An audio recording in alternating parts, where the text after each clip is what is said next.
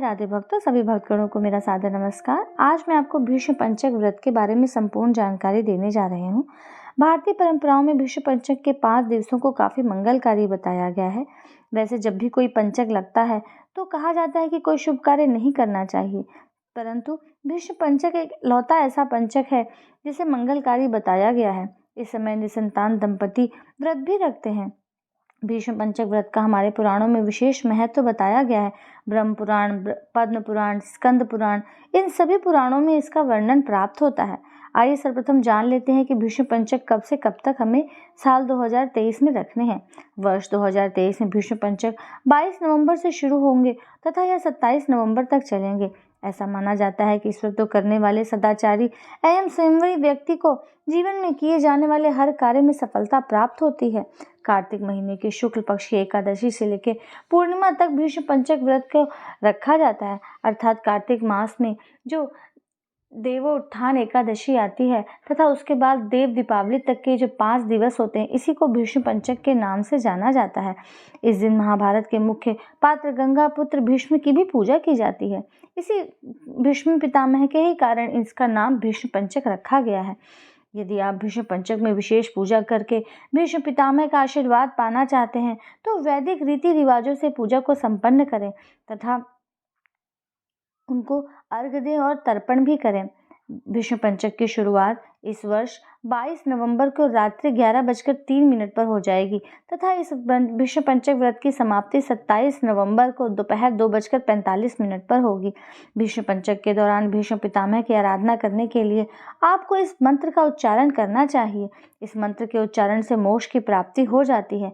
वैयाग्रपद गोत्राय सांकृत प्रवराय च अपुत्राय ददात्मेत दुदुकं भीष्मवर्मणे वसूनामवताराय शन्तनोरात्मजाय च अग्रयं ददामि भीष्माय आजन्म ब्रह्मचारिणे।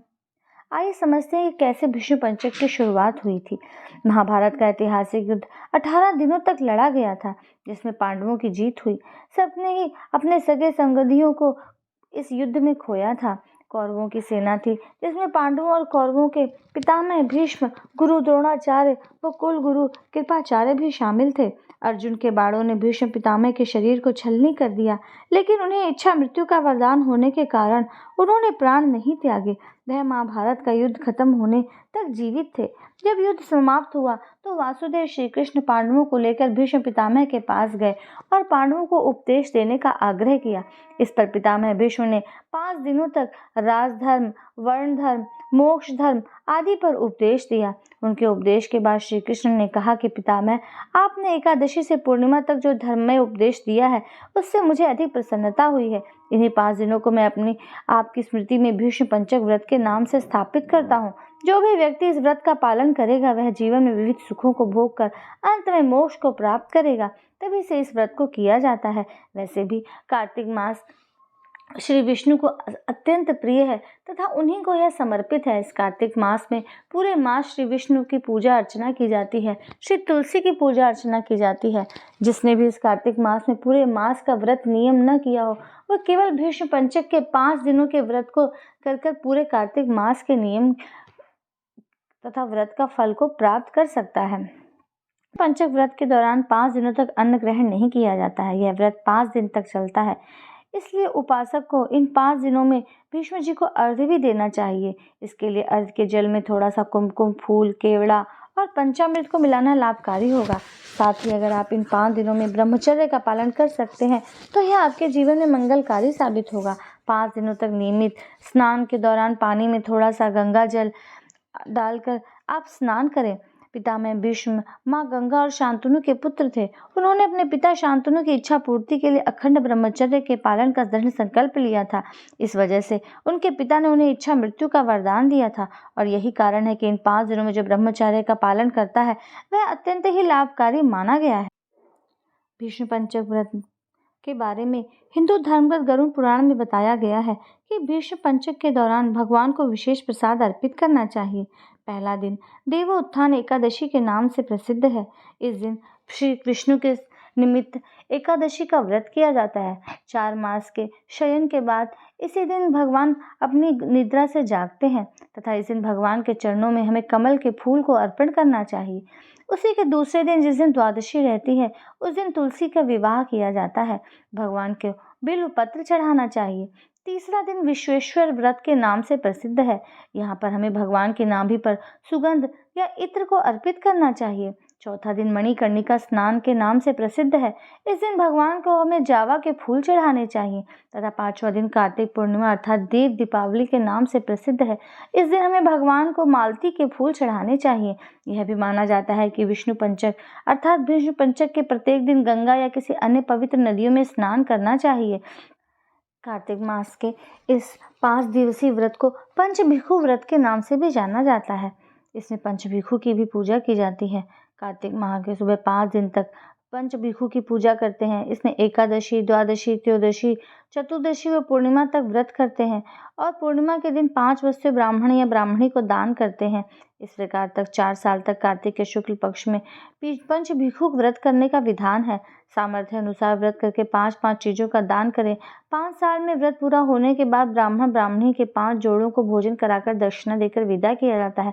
यह दान व्यक्ति की हर इच्छा को पूरी करता है। आइए अब हम पंचभिखु की कहानी सुनते हैं।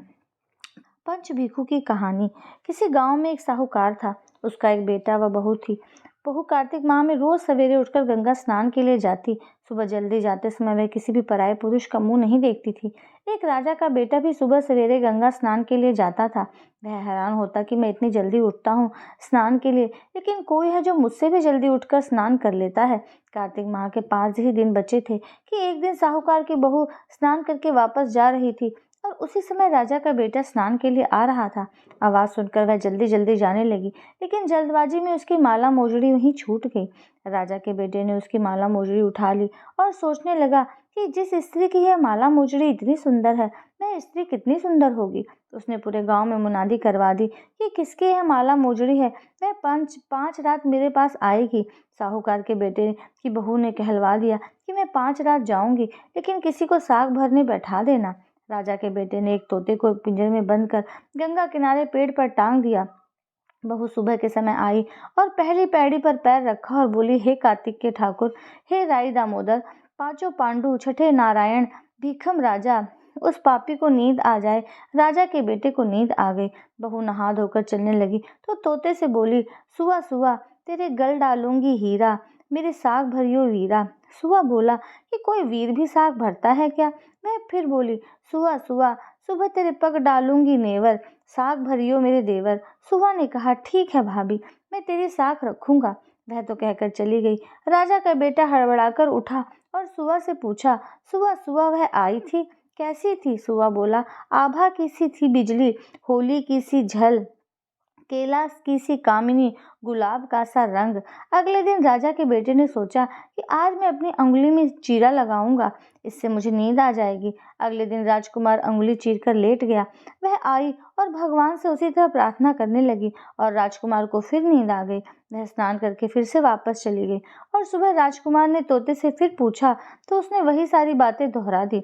अब राजकुमार बोला कि मैं आज रात में आंखों में मिर्ची डालकर बैठूंगा।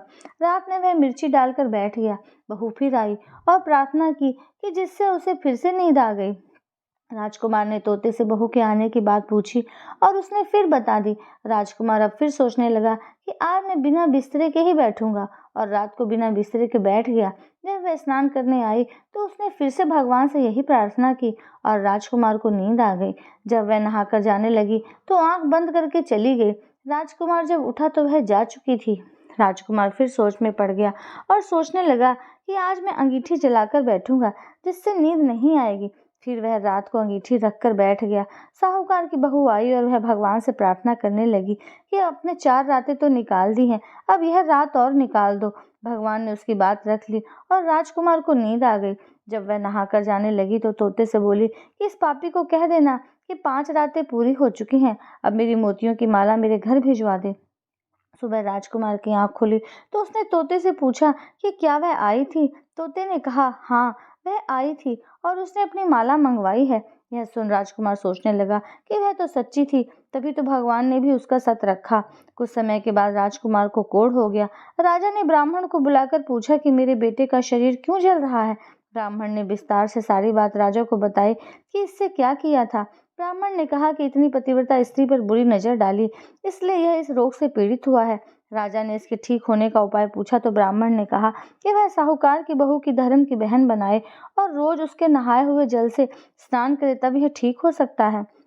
राजा साहूकार की बहू की माला लेकर साहूकार के घर गया और बोला कि यह माला आपकी पुत्रवधू की है, इसे लें और आपकी बहू के नहाए हुए जल से मेरे बेटे को नहला दें। साहूकार बोला कि वह तो किसी पराये पुरुष का मुंह तक नहीं देखती, आप उसे इस नाली पर बिठा दीजिए, जब वह ऊपर नहाएगी तब नीचे इस नाली के पानी से आपका पुत्र नहा लेगा।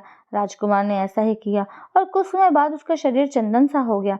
हे पंचभिक्षु देवता, जैसे आपने साहूकार के पुत्र वधू का सत रखा, वैसा ही सभी का सत रखना। पंचभिक्षु, इस प्रकार से आज मैंने आपको भीष्म पंचक, पंचभिक्षु, विष्णु पंचक के व्रत का वर्णन किया है, जिसके अंतर्गत प्रथम दिन आपको हरिप्रबोधिनी एकादशी के व्रत से शुरुआत करनी है तथा दूसरे दिन, तीसरे दिन, चौथे दिन और पांचवें दिन देव दीपावली तक इसका व्रत करना है। इस व्रत के महात्म्य का वर्णन पद्म पुराण में मिलता है। व्रत के दौरान किए जाने वाले अनुष्ठानों और प्रसाद की जानकारी भी गरुड़ पुराण में मिलती है।